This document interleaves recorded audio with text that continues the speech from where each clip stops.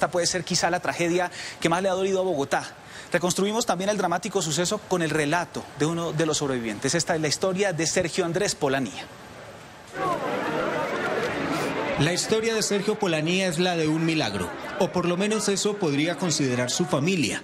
Este hombre de 27 años, hace 20, viajaba en la ruta 12 de las 15 que transportaban a los estudiantes del Colegio Agustiniano Norte y que fue impactada por una máquina mezcladora de asfalto. En medio del caos que le siguió al siniestro, la familia del entonces niño de 7 años recibió la peor de las noticias en una tragedia de este tipo. La primera persona en ser notificada fue mi papá, fue por medio de mi tía que estaba escuchando por radio la noticia. De ese primer reporte hubo una confusión y de la información que se publicó en ese momento yo aparecía fallecido. Claramente eso para mi papá pues fue totalmente desastroso. En el lugar de la tragedia reinaban la confusión, la desesperación, el desconsuelo. Pasaron 3 largas horas antes de que la familia Polanía Camacho recibiera la comunicación que, aunque suene cliché, les devolvió el alma al cuerpo. La situación también se agravó por el hecho de que a esa edad yo en ese momento pues no podía reconocer realmente en los números telefónicos de mis papás, ni siquiera cómo era su trabajo demás. Entonces fue un trabajo en conjunto de las enfermeras intentando como obtener información de mi parte para saber realmente dónde se ubicaba mi papá e informarle que yo estaba en un hospital.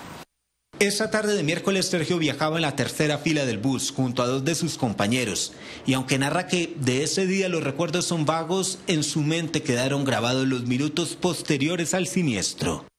Del estruendo solamente puedo recordar el golpe que me di en la cabeza con la baranda de la silla de al frente y al lograr voltear hacia mi izquierda, una de las latas del bus realmente me separó de mi compañero de la izquierda. No podía escucharlo, no podía hacer absolutamente nada. Al voltear a la derecha solo veo a mi compañerito de acá recibiendo pues todos los vidrios que se estaban cayendo y una persona en el fondo que es al otro lado de la calle donde quedaba la fábrica de Murano, acercándose, un hombre de tez morena, acercándose corriendo directamente hacia mí para poder treparse al bus y poderme sacar cargado de allí. Reconociendo con quién íbamos, si estaba bien o no estaba bien. Y recuerdo uno de ellos en la camilla diciéndome, Polanía, ¿está bien? ¿Está herido? Yo le decía, yo estoy bien, solo me duele la cabeza, tenía un pequeño chichón acá. Y después de eso no volví a saber de él. Físicamente para Sergio no fue más que el golpe. Ese mismo día le dieron de alta y pudo reunirse con su familia. Sin embargo, y como no podría ser de otro modo, para un niño de 7 años ante semejante tragedia le quedaron cicatrices mentales y en el alma. Cómo asimilarlo a esa edad y cómo reaccionar frente a diferentes ambientes que podrían provocarme alguna crisis. Entonces, hablábamos de explosiones o ruidos, o incluso en la noche, pues muchos problemas para poder conciliar el sueño. Después de ese 28 de abril, este bogotano pasó de llamarse Sergio Polanía al niño del accidente. Las secuelas del desastre llevaron a su familia a buscar nuevos comienzos y, a finales de ese mismo año, Sergio, sus 2 padres y su hermana se radicaron en Pereira, en Risaralda. Puedo recordar también en mi nuevo colegio, en Pereira, cuando en simplemente una salida de excursión, un accidente muy leve del bus con otro automóvil y mi reacción fue totalmente negativa. Lloré, caí en una crisis que realmente ni siquiera la monitora del bus pudo controlar. Aunque ya han pasado 20 años, Sergio lleva consigo una huella. La misma huella que marcó a las familias de los otros 45 niños, a las de los 2 adultos y a fin de cuentas a todo un país. La huella de la tragedia que más le ha dolido a Bogotá. Para entonces alcalde Luis Eduardo Garzón, esta tragedia ha sido el hecho más doloroso de su vida. Hablamos con él y nos contó cómo fue la atención de la emergencia y cómo la afrontó. El exmandatario cree que los 21 ángeles lo acompañan en los momentos más difíciles y jura honrar su memoria.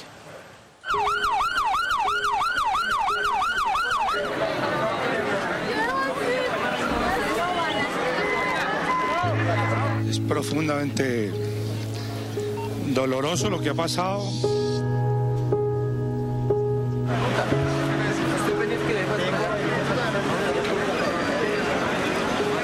La tragedia que para mí ha sido el hecho más doloroso que he tenido en mi vida.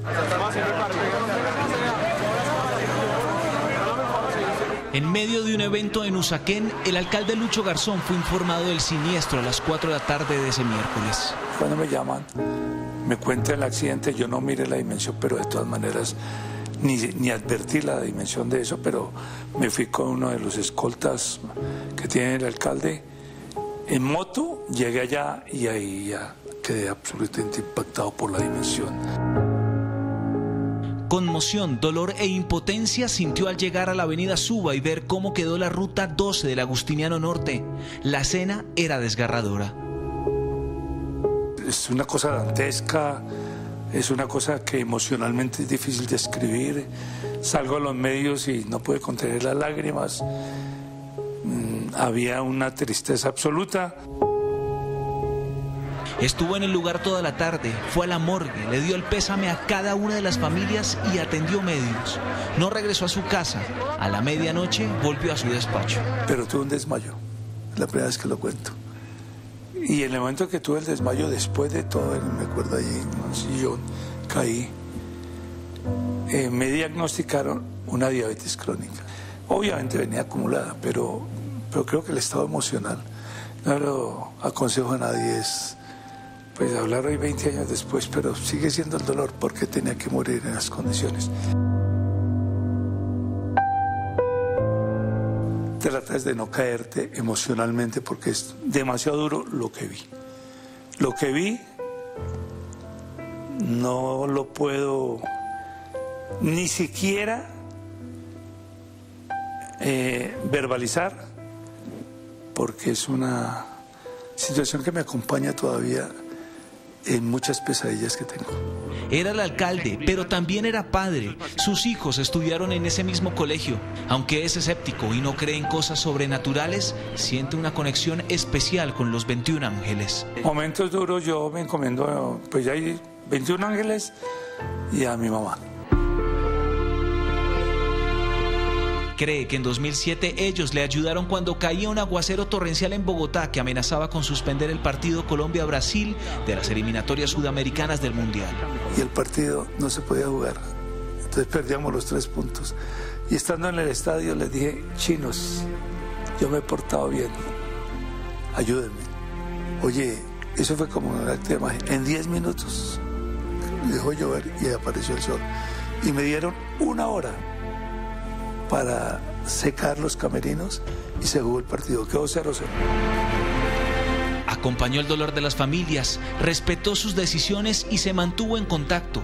Pasó Año Nuevo con los Reyes, quienes en el accidente perdieron a sus 2 hijos. Compartí, pues mi mamá y yo, del resto éramos un grupo muy pequeño de la familia de ella, pero fue mucho dolor porque es cuando uno despide un año y dice, ¿qué puede decir? ¿Qué canción va a cantar? En el lugar del accidente, bajo un arco de concreto, lucen los retratos de los niños fallecidos, con una fuente de agua y un ángel en bronce que simboliza la inocencia de las víctimas. La estación de Transmilenio, uno de los colegios oficiales de la localidad y una sección en el Jardín Botánico recuerdan y honran la memoria de los niños que hace 20 años se convirtieron en 21 ángeles cuando regresaban a casa.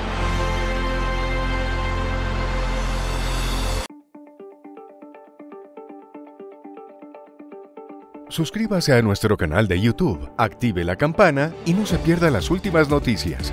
Somos Canal City TV.